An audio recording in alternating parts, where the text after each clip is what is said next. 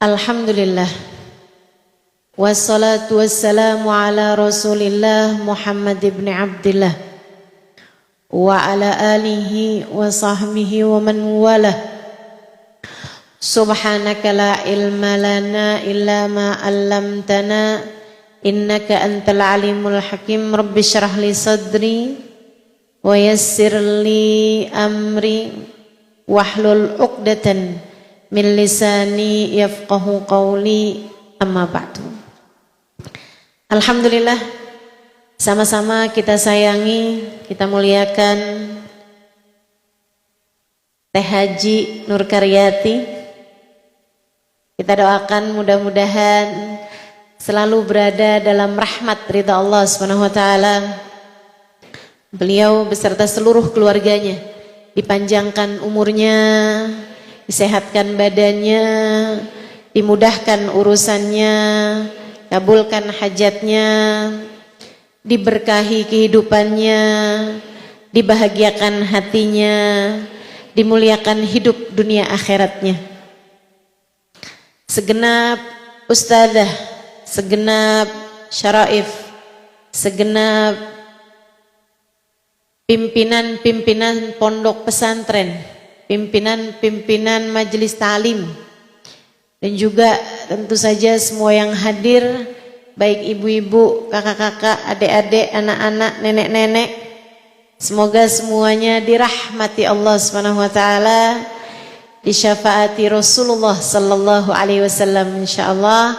Amin ya rabbal alamin. Lebih dari senang, kamu butuh tenang.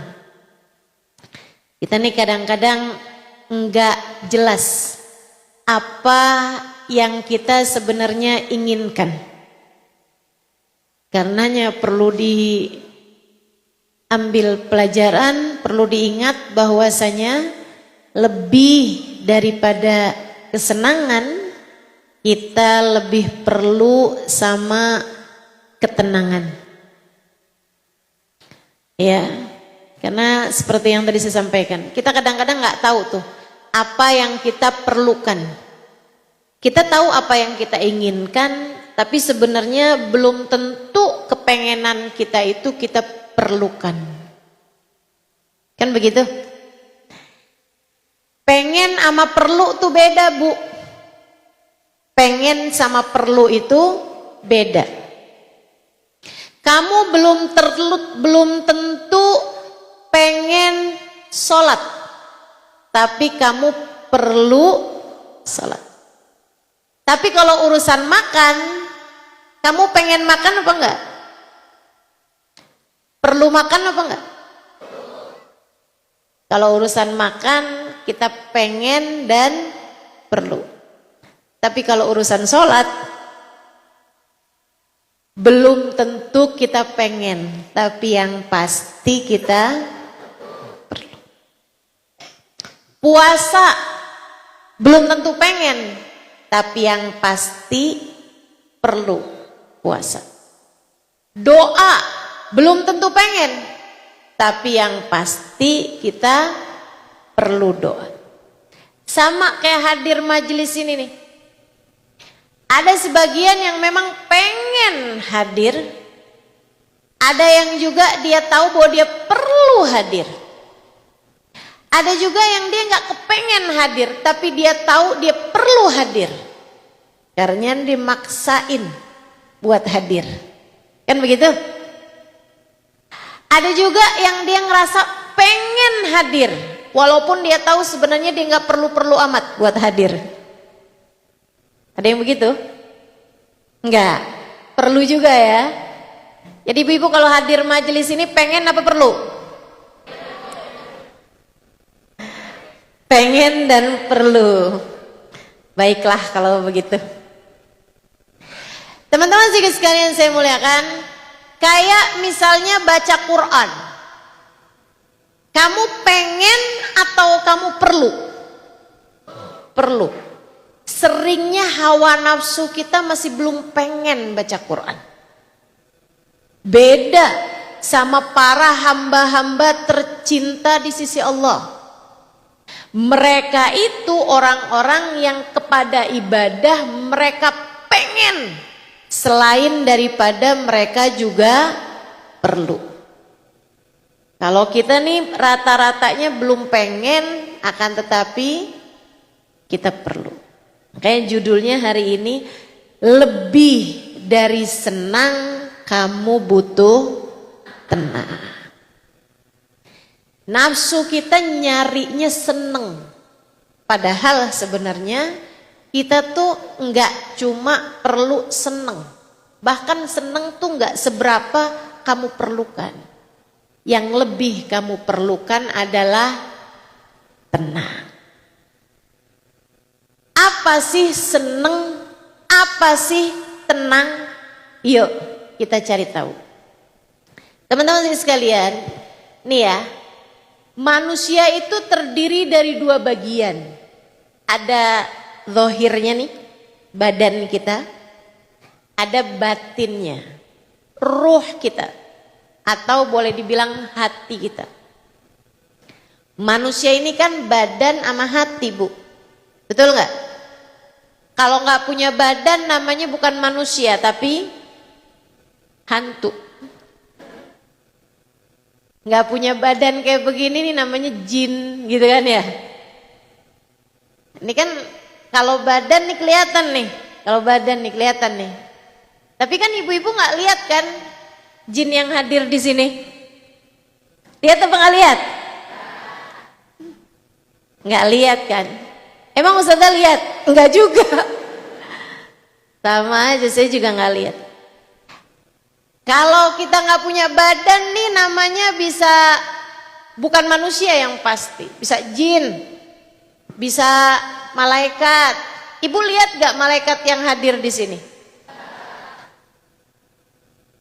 Ustazah lihat apa enggak? Enggak juga. Tapi saya percaya dengan kehadirannya. Karena memang Nabi Muhammad cerita di majelis-majelis ilmu, majelis-majelis zikir, di majelis orang ingat sama Allah, orang ingat sama Rasulullah, pasti dihadiri sama malaikat-malaikat rahmat. Malaikat rahmat itulah yang kehadirannya membuat kita merasa ketenangan, sakinah, merasa tenang. Teman-teman saya sekalian, kehadiran malaikat-malaikat itulah, malaikat tersebut ketika hadir, ghasyatumul malaikah, malaikat kabarnya menutupi kita dengan sayap-sayap mereka. Kita nggak lihat nih kan sayapnya malaikat, kita nggak lihat, tapi kita percaya. Kenapa percaya? Karena yang ngasih tahu seseorang yang tidak pernah berdusta, baginda kita Nabi besar Muhammad sallallahu alaihi wasallam. Makanya saya baca di kitab Hadiqatul Aniqah, ada seorang mukasyif. Mukasyif itu orang yang bisa lihat apa yang manusia umum nggak bisa lihat. Hadir di satu majelis di saat orang-orang masih sedang berdatangan, majelisnya belum mulai. Dia duduk di depan gitu kan, karena memang orang tua dan dimuliakan, dituakan, serta juga orang-orang tahu kalau beliau adalah seorang mukasyif. Sekali lagi, mukasyif itu orang bisa lihat apa yang orang lain nggak lihat. Jangan ngaku-ngaku mukasyif, Bu. Dek, jangan. Dari penerawangan saya, kamu nih akan sakit dalam beberapa bulan lagi. Orang mah, Bu, 3 bulan, 4 bulan emang biasanya datang sakit. Nggak usah pakai segala penerawangan. Ibu ya. Jadi sekalian saya muliakan, ini nih. Tapi dia orang bener nih, mukasyif yang emang beneran mukasyif. Ada sebagian orang yang memang dikasih semacam kelebihan sama Allah, six sense istilahnya orang zaman sekarang ya, indera keenam, melihat sesuatu yang nggak dilihat sama orang. Dia duduk ngeliatin orang-orang yang datang. Sesekali beliau berdiri menyambut kedatangan seorang, sesekali juga beliau duduk aja. Kadang-kadang ada orang yang dianggap gitu, dimuliakan, punya majelis taklim besar. Orang itu datang, yang lain-lain ini kada hormat semua sama dia nggak berdiri, biasa aja. Kadang-kadang orang biasa-biasa gitu, nggak dianggap orang lain, beliau malah berdiri gitu, hormat gitu. Sebelahnya heran, udah orang banyak datang, tanya gitu. Udah kayak semuanya datang gitu, semuanya duduk dan nanya gitu. Syekh, kadang-kadang diri, kadang-kadang tetap duduk aja. Apa yang membuatmu tahu orang itu perlu berdiri, kamu berdiri, atau orang itu nggak perlu kamu berdiri? Syekh tersebut menjawab, saya bukan berdiri karena kehadiran orang. Saya berdiri karena kehadiran malaikat yang bersamanya. Jadi ada orang-orang yang hadir di majelis nggak bawa malaikat-malaikat. Ada orang kelihatannya biasa-biasa aja, datang di satu majelis bawa malaikat banyak banget. Kira-kira kamu yang mana tuh? Yang bawa apa yang nggak bawa nih? Masya Allah. Itu tergantung apa Ustazah? Macam-macam. Bisa tergantung sama niat, bisa tergantung sama adab, bisa tergantung sama dosa-dosa. Kadang nih dosa bikin malaikat rahmat pada ngilang dari kita. Ya, mudah-mudahan Allah jadikan kita hamba yang mulia di sisinya insyaallah. Amin ya rabbal alamin. Teman-teman saya sekalian, jadi nih manusia nih punya namanya badan sama punya hati.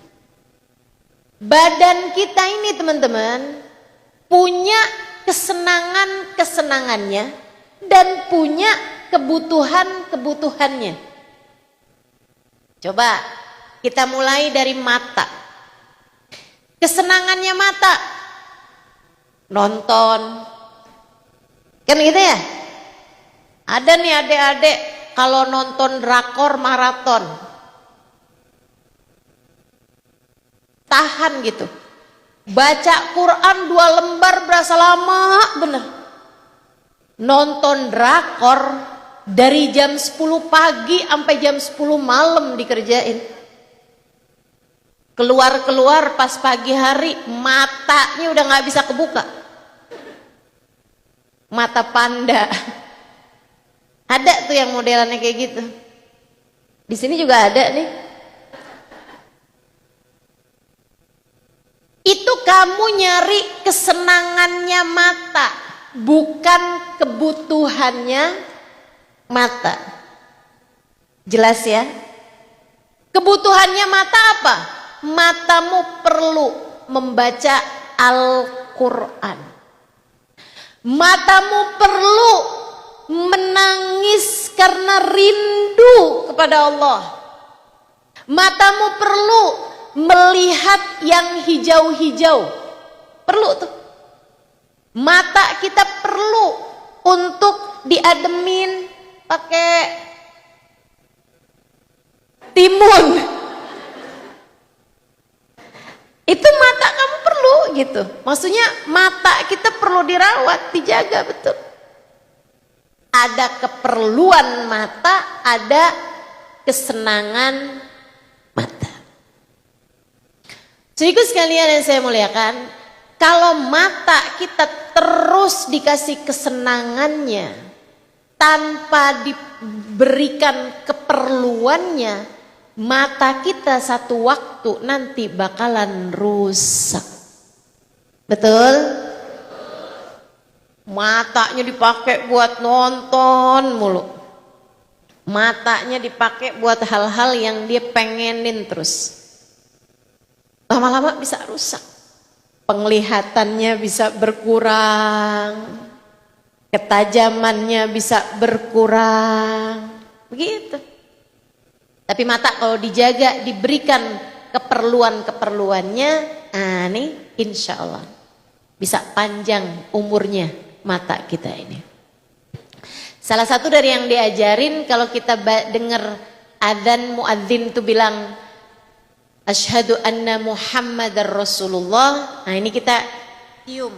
Kita cium dua jempol kita, jempol tangan bukan kaki. Dan jempol tangan sendiri. Nggak usah pinjem jempol orang. Ya, kita cium jempol kita, kemudian kita ucapkan, kita usapkan ke dua kelopak mata kita, dua mata kita sambil berucap marhaban bihabibi wa qurrat aini Muhammad sallallahu alaihi wasallam. 3 kali kita lakukan itu, icuk jempol dua tangan, kemudian kita usapkan ke mata kita 3 kali sambil mengucapkan marhaban bihabibi wa qurrat aini Muhammad sallallahu alaihi wasallam di saat muadzin membaca asyhadu anna Muhammadar Rasulullah. Gitu ya. Itu insyaallah fadilahnya Allah jaga mata kita nggak akan buta seumur hidup. Berapa adzan Ustazah baca begitu ya? Tiap adzan. Semakin istiqomah insya Allah semakin akan terjaga mata-mata kita ini.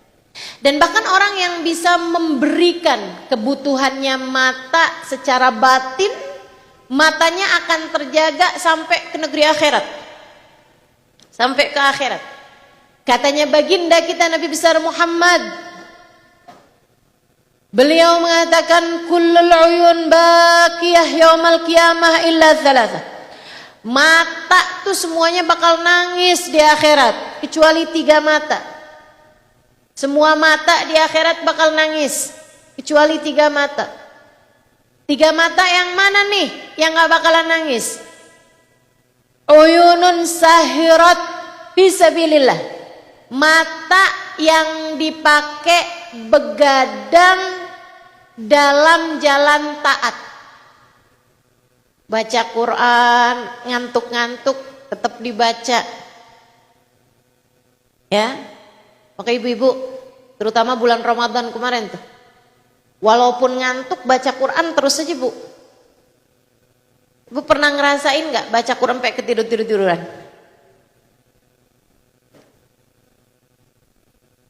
Emang Quran tuh luar biasa, obat segala macam penyakit, terutamanya insomnia.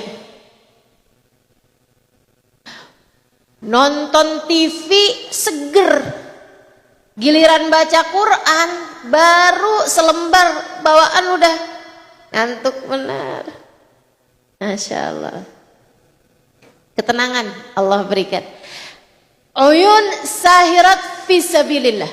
Mata yang begadang karena Allah. Begadangnya bukan nonton bola, begadangnya bukan maraton drama Korea, akan tetapi begadangnya dipakai untuk jalan Allah, buat baca Quran, buat nulis pelajaran, gitu kan ya, buat dengerin kajian, hadir majelis-majelis taklim misalnya sampai dengan malam tetap mendengarkan kajian. Nah, itu mata-mata yang seperti ini nih yang akan begadang, yang begadang dalam jalan Allah, ini yang akan tidak nangis di akhirat nanti. Yang kedua, a'yun ghaddat an maharimillah. Mata yang dipakai menunduk ketika terlihat hal-hal yang diharamkan oleh Allah. Ada yang bening-bening cowok ganteng lewat di depan mata, tundukin matanya. Jangan kemudian subhanallah.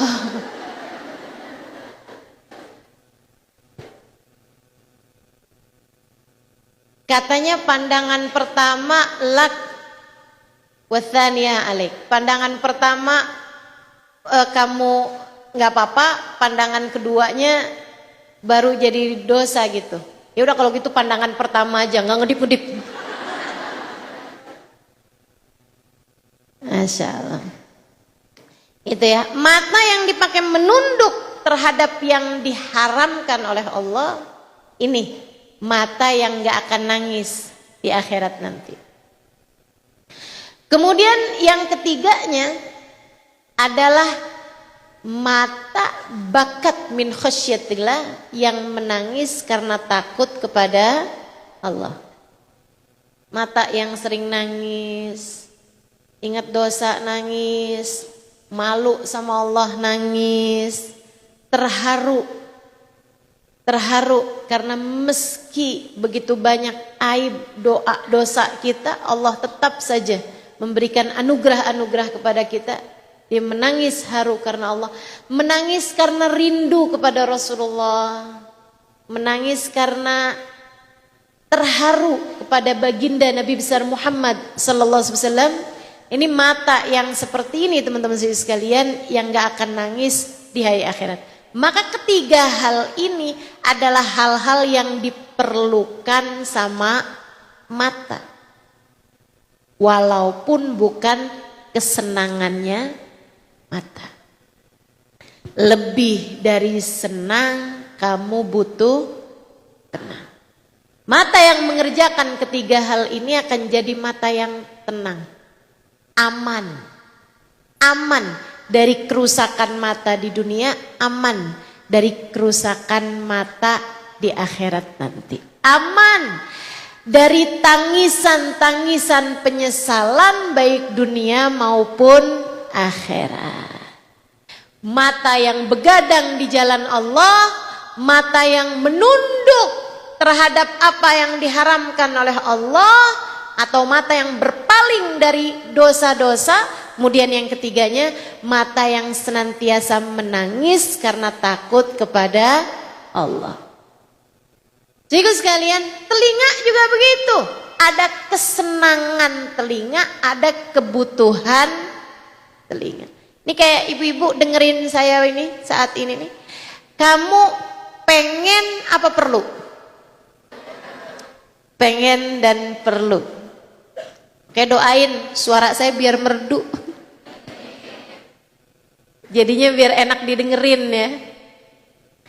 Sehingga sekalian saya muliakan, saat kita tadi baca sholawat, baca maulid, baca salam kepada Nabi, kamu seneng atau kamu perlu? Seneng dan perlu. Tapi sebagian orang belum seneng. Banyak di antara orang-orang di luar itu belum seneng. Padahal sebenarnya mereka perlu. Itu. Lebih daripada perlu, kita butuh sama, lebih daripada seneng, kita perlu sama tenang. Nah itu kita mesti nyari keperluan kita, bukan sekedar kesenangan kita. Begitu teman-teman sekalian. Demikian pula dengan seluruh anggota tubuh nih. Ini badan kalau ditanya apa sih kesenangannya? Senengnya makan, senengnya tidur, senengnya ada di tempat-tempat yang indah. Kan gitu ya? Senengnya nyaman, senengnya nggak gerah tapi juga nggak kedinginan. Itu yang diperlukan sama, itu yang disenangi sama badan.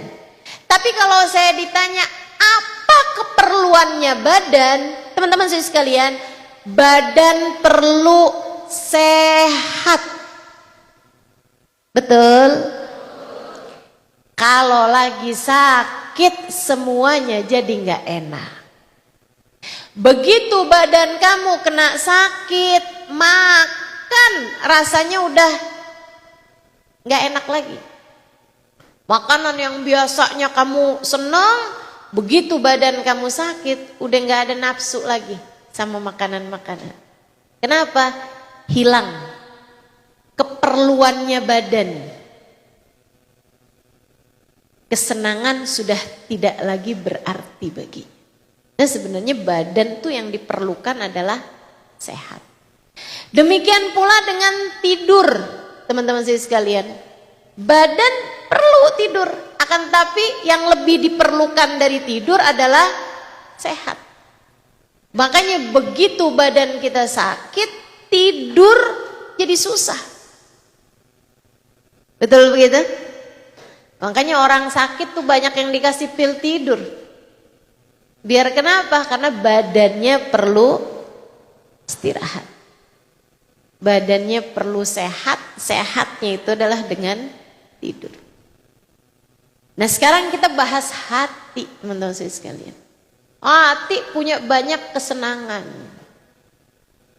Kesenangannya hati nih, rasa dicinta, rasa dipuja,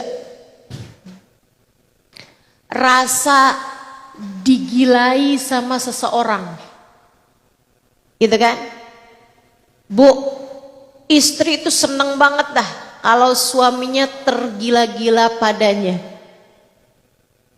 Meskipun itu biasanya pengantin baru, ya kan? Dan lebih banyak lagi tuh orang lagi pacaran tuh, kayak gitu. Digila-gilai. Aku tergila-gila denganmu. Kalau udah lama nikahnya, bukan tergila-gila, tapi dikatain gila.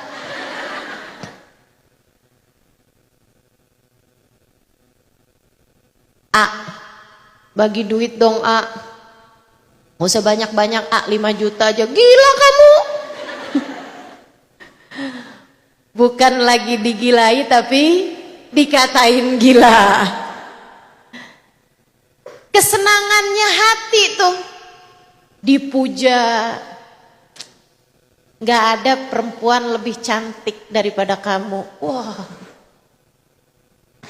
melayang-layang, kepalanya besar, hidungnya kembang kempis.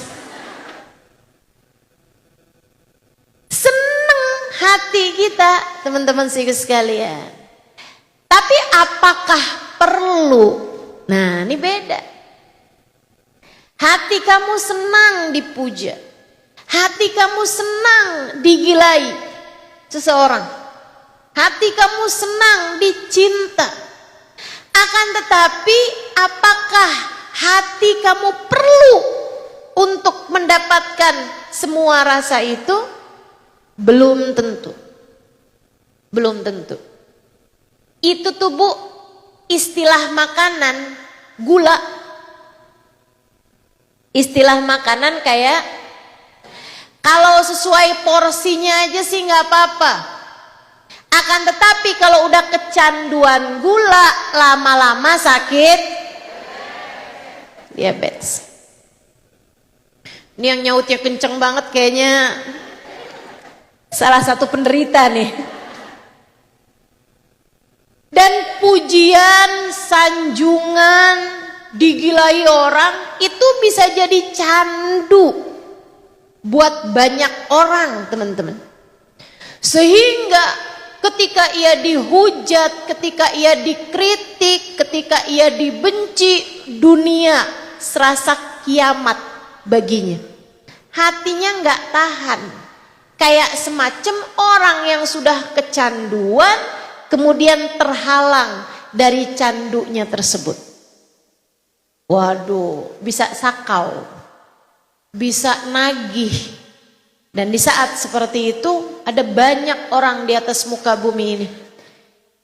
Istri yang ketika ditinggal suaminya ia bunuh diri. Ada banyak di atas muka bumi ini orang yang pacaran ketika ditinggal sama pacarnya ia kemudian jadi stres, jadi depresi, bahkan ada yang jadi gila beneran. Habis dulunya digilain sama pacarnya, ketika ditinggalin sama pacarnya jadi gila beneran. Ada apa nggak ada? Kalau hati kita hanya diberi kesenangannya, Ketika kesenangan itu terhalang dari kita, maka yang ada hati kita menderita. Makanya jangan kasih hanya kesenangan buat hati kita. Enggak. Hati kita tuh seneng sama hal-hal tertentu yang kalau enggak diberi pun sebenarnya hati kita tuh merasa cukup dengan syarat sudah dapat rasa yang lain. Enggak dikasih seneng, hati kita tuh enggak apa-apa. Asalkan hati kita dikasih tenang. Maka lebih daripada senang, kita butuh tenang. Gitu. Saudara sekalian saya muliakan. Apa sih yang disenengin sama hati kita? Hati kita tuh ngerasa seneng kalau apa yang kita pengen semuanya dikasih. Apa tuh? Kita kepengen makanan-makanan enak. Kita bisa beli, kita bisa makan. Hati kita lagi ngebayangin tempat-tempat mewah. Kita bisa punya, gitu ya. Hati kita ngebayangin barang-barang mewah. Kita bisa punya. Gitu kan? Ini yang katanya Nabi Muhammad, hubbud dunya ra'su kulli khati'ah. Cinta dunia adalah induk segala macam penyakit-penyakit hati. Penyakit hati. Sampai orang rela korupsi. Bu, saya tanya, yang korupsi itu orang miskin atau orang kaya? Orang kaya. Karena orang miskin gak jadi pejabat. Kan begitu ya? Subhanallah. Orang yang kemudian melakukan tindakan-tindakan kriminal tuh bukan karena mereka butuh kebanyakan, akan tetapi karena hatinya nagih sama kesenangan-kesenangan dunia. Maaf, perempuan-perempuan yang mau-maunya jadi simpenan om-om. Om-om hidungnya belang. Sehingga sekalian yang saya muliakan, saya tanya tuh perempuan-perempuan yang kayak gitu kebanyakan cantik-cantik apa jelek-jelek? Karena kalau jelek gak kepilih ya. Makanya kalau kamu ngaca, kok saya gak cantik gitu, alhamdulillah. Kamu dijaga sama Allah. Allah telah melindungimu, Dek. Tenang, ucapkan alhamdulillah. Hati yang nagih sama kesenangan-kesenangan dunia, kepengen sama apa yang dipunya sama orang lain. Dia bisa beli tas bagus, dia punya handphone bagus, dia punya baju bagus, dia punya rumah bagus, dia punya mobil bagus. Saya kepengen juga. Akhirnya segala cara dicapai, termasuk dengan cara yang haram. Godain laki orang, akhirnya ya gitu dah, yang haram-haram dikerjain. Saudaraku sekalian yang saya muliakan, hatinya dapat kesenangannya, puas? Nggak pernah puas. Kesenangan dunia ini sifatnya selalu sedikit dan sebentar. Kesenangan dunia sifatnya selalu aja sesaat. Sesaat tuh seneng emang, sesaat dia ngerasa seneng gitu. Tapi sementara aja. Saudaraku sekalian, kalau nggak percaya nih ya, sifatnya kesenangan dunia, makanan, coba lihat. Makanan tuh, Kamu makanan sesuka apapun, cobain kamu makan secara berlebihan. Lama-lama jadi enak. Suka kayak apapun aja sama makanan, kalau kamu makan, sampai kamu kenyang pun kamu makan, lama-lama jadi nggak enak lagi, hilang kesenangannya. Apalagi kalau kamu seneng sama satu makanan, ayo sekarang kamu makan, kunyah, jangan ditelen-telen. Kunyah 10 menit. Kamu seneng banget nih sama kacang misalnya. Coba, kunyah ya terus. Kunyah aja terus. 10 menit jangan telan-telan. Teman-teman saya sekalian, enak? Nggak enak lagi. Itu sifatnya kesenangan dunia. Semua sedikit dan sebentar. Orang seneng tidur. Saudaraku sekalian yang saya muliakan, suruh tidur terus gitu, 3 hari jangan bangun-bangun. Masih tetap seneng tidur apa enggak kamu? Udah enggak enak lagi rasanya tidur. Makanya saya belajar dari hal ini bahwa kalau saya sudah enggak enak tidur atau enggak gampang tidur, udah enggak enak makan, misalnya gitu ya. Kamu jangan kasih apa yang kamu mau, malah batasi kesenangan tersebut, nanti lama-lama jadi enak lagi. Saya sekarang nih nggak gampang tidur, susah mau tidur. Tapi bukan karena kepikiran sama sesuatu ya. Oh, gimana ya caranya biar enak lagi tidur gini? Kamu kasih waktu batasan yang sangat sedikit sama tidur kamu, nanti tidur kamu enak lagi. Pernah lihat tukang becak tidur di becaknya? Nyenyak apa nggak nyenyak? Pernah lihat tukang tidur di trotoar? Pernah? Saya pernah. Nyenyak apa nggak nyenyak? Nyenyak banget. Dan saya kalau ditanya, Ustazah kapan Ustazah tidur dengan saya sangat nyenyak? Saya kasih tahu teman-teman. Waktu saya mondok di pesantren, kalau habis selesai ujian tidur saya nyenyak banget. Itu sampai bisa tidur di kelas gitu, bisa tidur di mana aja. Subhanallah. Kenapa? Habis banyak begadang, habis batasin waktu tidur. Nah itu giliran dikasih tidur enak banget. Kalau sekarang nih tidur paling enak tuh pas lagi di tempat sholat, habis selesai sholat subuh, lagi baca zikir, lagi baca wirdul latif. Kalau malamnya tidur cuma dapat 1 jam 2 jam gitu ya. Habis dakwah misalnya gitu, habis dakwah capek, pulang malam gitu kan, jam 1 malam baru nyampe tempat istirahat gitu ya. Pagi-pagi habis selesai sholat subuh tuh baca zikir, ya Allah ketidur-tiduran. Apalagi kalau baca zikirnya sendirian. Baca Yasin gak selesai-selesai. Masya Allah. Walau nasya'u la tamasna la ayyin fastaqsiratum.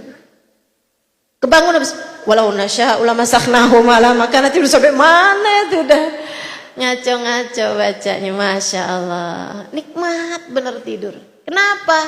Dibatasi. Jadi sekalian demikian pula dengan makan. Ibu-ibu pasti masih ingat rasanya makanan yang paling enak. Kapan Bu? Waktu buka puasa. Betul? Ya Allah, es teh manis rasanya udah kayak dunia dan seisinya. Nikmat luar biasa makanan yang kita santap, bukan karena kelezatannya, bukan karena mahal harganya, akan tetapi karena kamu membatasi konsumsinya. Itu.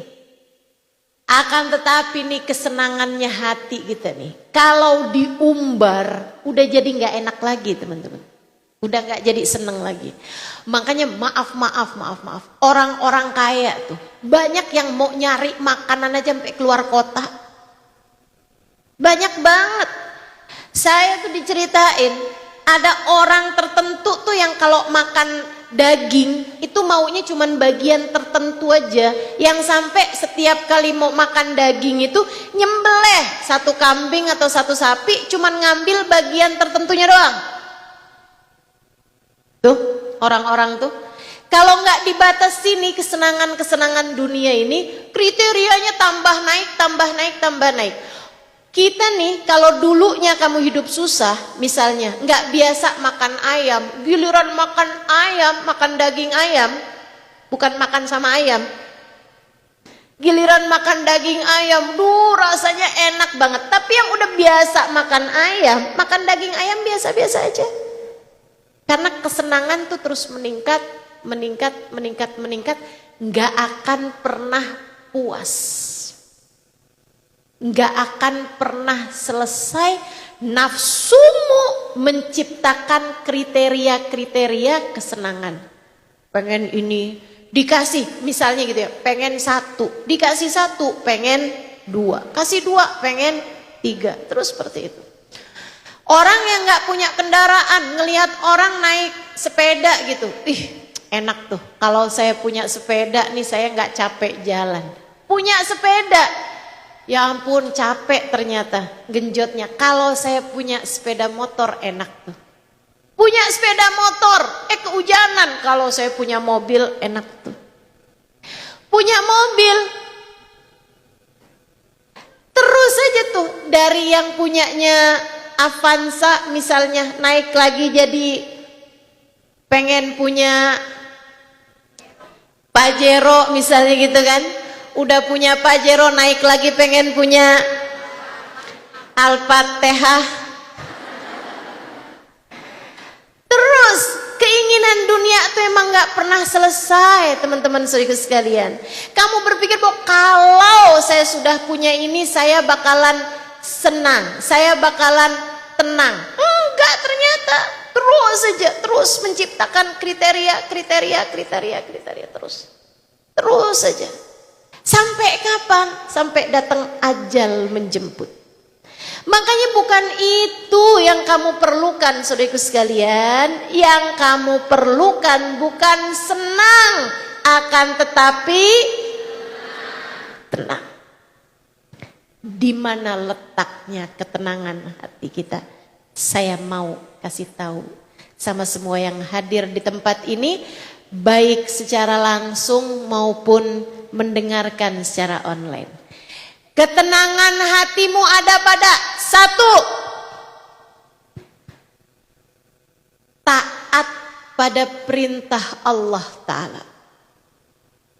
Sebab dosa hanya akan menyisakan siksa dalam hati ketika kesenangan sesaatnya sudah usai. Dosa enggak pernah memberi kecuali kesenangan sesaat belaka. Dosa tuh kelihatannya kayak ngasih seneng, ngasih seneng memang sebentar, sesaat. Sisanya siksa hatimu dunia sebelum kelak di akhirat.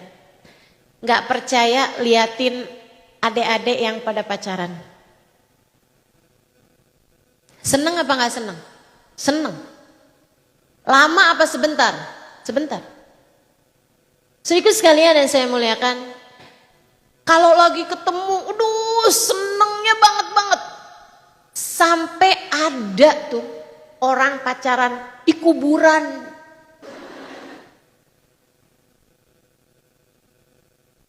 Kalau nggak lagi pacaran lewat kuburan ngibrit teman-teman. Malam-malam lewat kuburan gitu kan, lari kenceng. Giliran sama pacarnya, bisa-bisanya pacaran di kuburan. Berdua-duaan di atas patok kuburan. Itu apa nggak takut pas di saat dia pegangan tangan, tahu-tahu kok tangan kamu dingin sayang?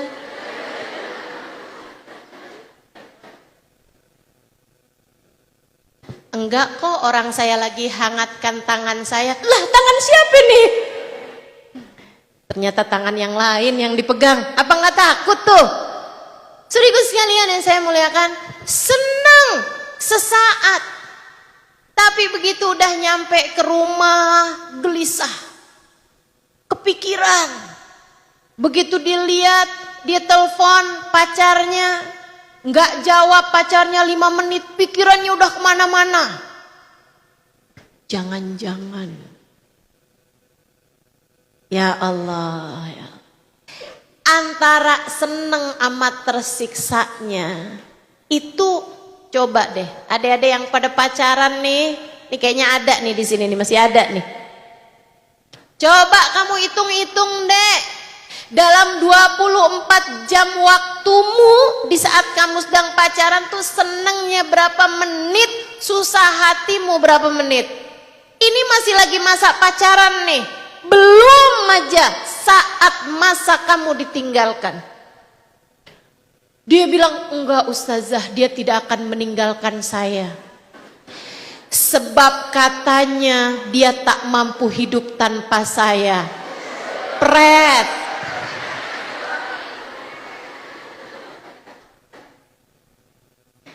Apa kabar mantan? Ternyata dia masih panjang umurnya.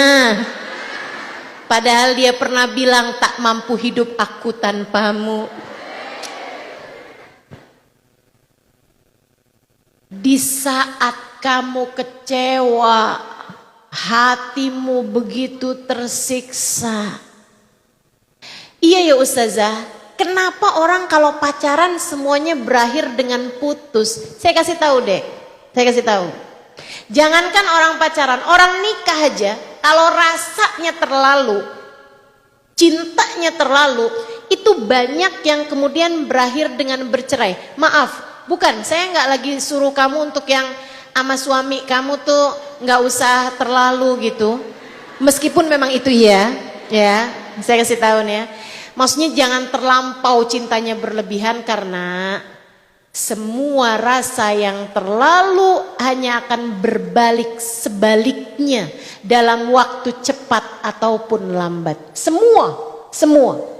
Apapun aja yang terlalu hanya akan berbalik sebaliknya, hanya akan berubah menjadi sebaliknya dalam waktu cepat ataupun lambat. Tinggal tungguin aja. Semakin terlalu, semakin kuat rasanya, semakin kuat pula berbaliknya. Sesuatu yang terlalu cinta akan berubah menjadi terlalu benci. Lihatin aja. Makanya terhadap semua rasa yang kamu rasakan di atas muka bumi ini, biasa-biasa sajalah. Biasa-biasa aja. Kalau mau terlalu, terlalulah kepada yang tak akan pernah mengecewakanmu. Namanya Allah. Jadi kalau kamu mau nyari tenang, cara nomor 1 adalah taatlah kepada Allah. Sebab dosa yang kamu pilih hanya memberikan kepadamu senang sesaat. Kemudian sesudahnya diringi dengan rasa tersiksa yang seringkali berkepanjangan. Orang tuh pacaran seneng. Dari yang asalnya ketemu aja seneng. Lama-lama ketemu doang gak seneng. Harus berduaan. Lama-lama berduaan doang gak seneng. Harus pakai pegangan tangan. Lama-lama pegangan tangan doang gak seneng. Harus pakai dah. Sampai kemudian terjadilah perzinaan. Saudaraku sekalian yang saya muliakan, seneng, iya. Orang yang melakukannya seneng. Berapa lama? Sesaat. Untuk kemudian rasa tersiksanya jauh lebih besar. Apalagi jika sesudahnya Allah Subhanahu wa ta'ala kasih bekas dosa berupa hamil. Tuh, yang perempuan terutamanya. Jadilah berakal, Dek. Jadilah berakal, Mbak. Jadilah berakal, Kak. Jangan mau-maunya kamu hilangkan ketenangan hidupmu yang begitu berharga hanya karena kesenangan sesaat yang kamu rasa. Senangnya berapa lama, tersiksanya berapa lama. Apalagi kalau seperti yang tadi saya sampaikan, kalau kamu sampai hamil, tuh coba pikirin, coba pikirin. Coba pikirin.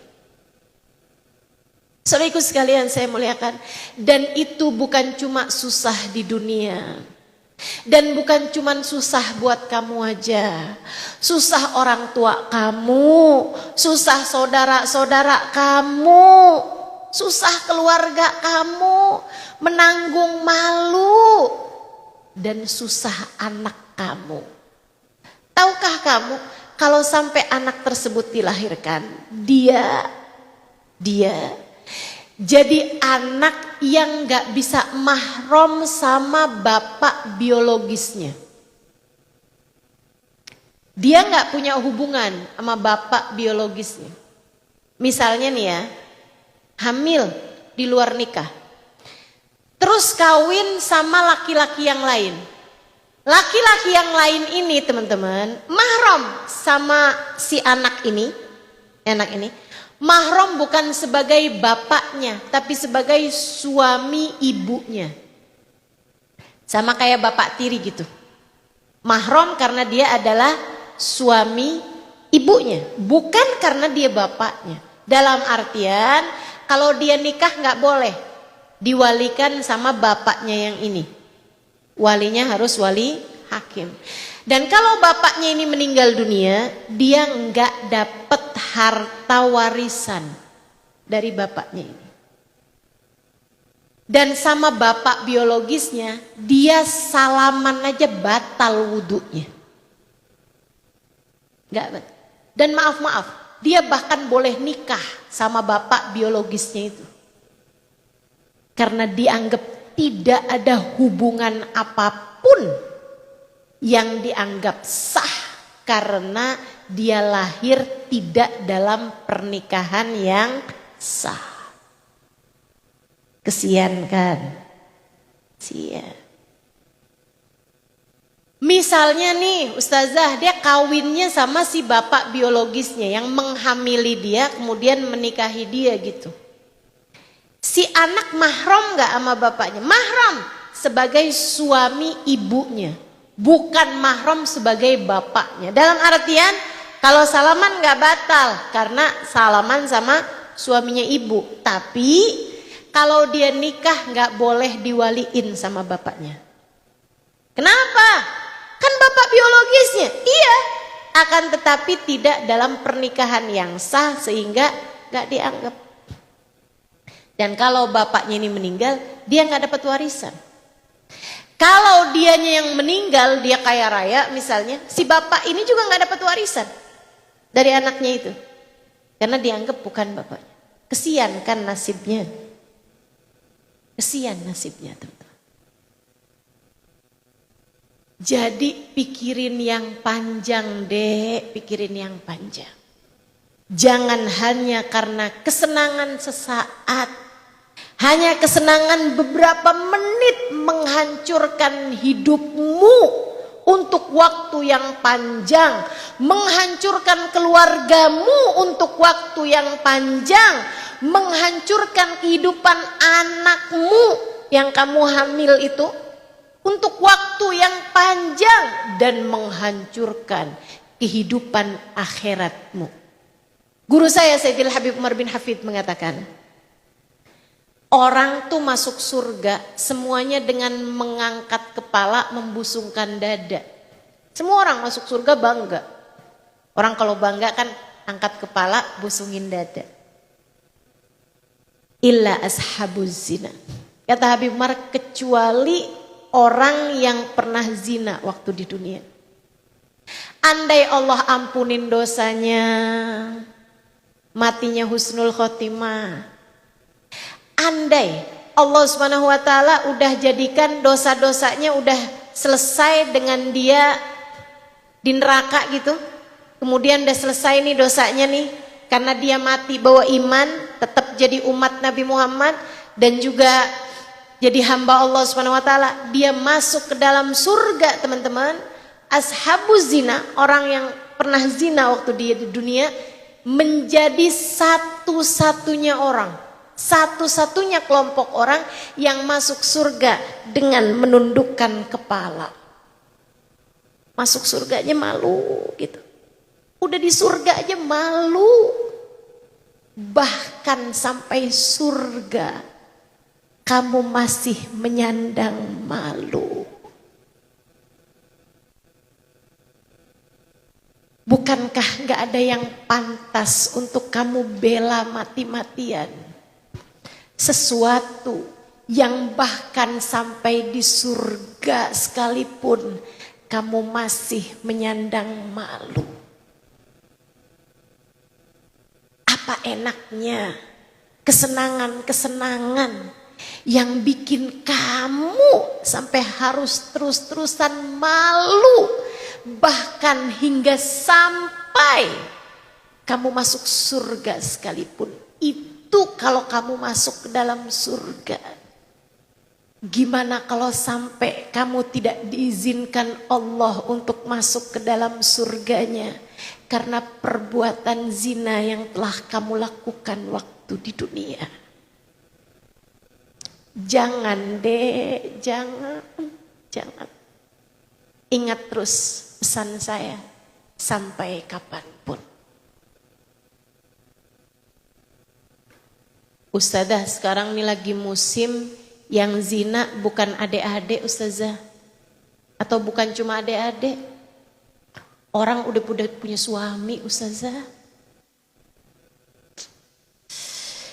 Inna lillahi wa inna ilaihi raji'un. Saya pernah dengar keterangan dari guru saya Sayyidil Habib Umar bin Hafid bahwa ketika ada orang punya pasangan kemudian berzina, murka Allah kepada dia adalah setengah murka Allah kepada semua ahli kubur yang sedang disiksa. Kebayang nih, ini ahli kubur di dunia nih. Dari zaman Nabi Adam sampai sekarang, yang udah dikuburin, dari zaman Nabi Adam sampai sekarang, kira-kira berapa juta orang? Anggaplah misalnya 100 juta orang yang sudah mati dari zaman Nabi Adam sampai sekarang. Di antara 100 juta orang itu, yang sedang disiksa misalnya anggaplah setengahnya, 50 juta orang. Saudara sekalian yang saya muliakan, dari 50 juta orang tersebut setengahnya 25 juta orang. Kalau ada satu hari, satu malam, orang yang sudah punya pasangan, baik dia adalah pria beristri ataupun istri bersuami, satu waktu dia melakukan perbuatan haram zina, murka Allah kepadanya saat itu setara dengan murka Allah kepada 25 juta orang yang diazab oleh Allah Subhanahu wa taala dalam alam kuburnya. Diturunkan kepada dia satu. Kebayang kayak apa gedenya.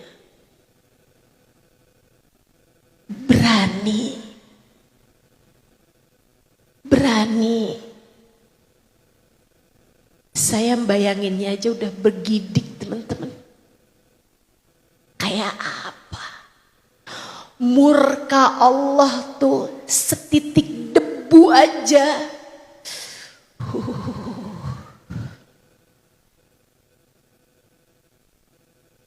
A'udzubillah. Mudah-mudahan Allah jauhkan kita dari segala dosa. Mudah-mudahan Allah jauhkan kita dari segala dosa. jangan pernah memilih dosa.